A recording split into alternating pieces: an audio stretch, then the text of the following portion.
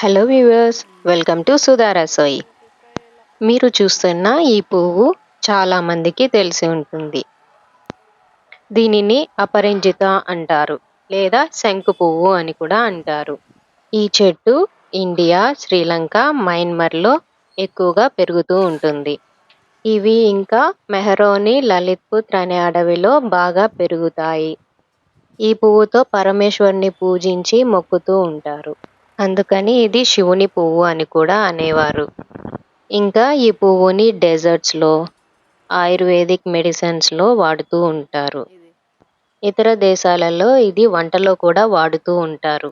Thailand and వియత్నాంలో ఈ flower టీని తేనె, నిమ్మరసంలో కలిపి డిన్నర్ తర్వాత తాగుతారు.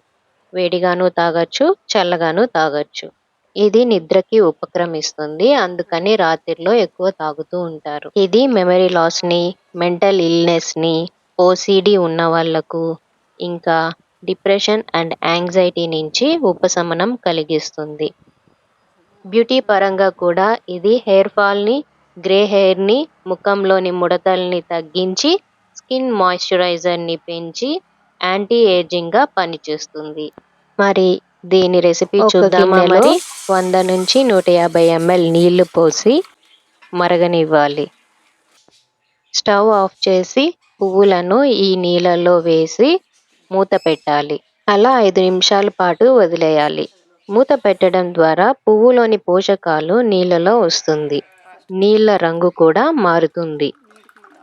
తీసి వడకట్టి అలానే తాగితే జస్ట్ ఫ్లేవర్డ్ వాటర్ లాగా చాలా బాగుంది. నచ్చని వాళ్ళు నిమ్మరసం, తేనె వేసుకొని తాగవచ్చు. మరి మీకు నచ్చితే ఆ పువ్వులను కూడా తినొచ్చు.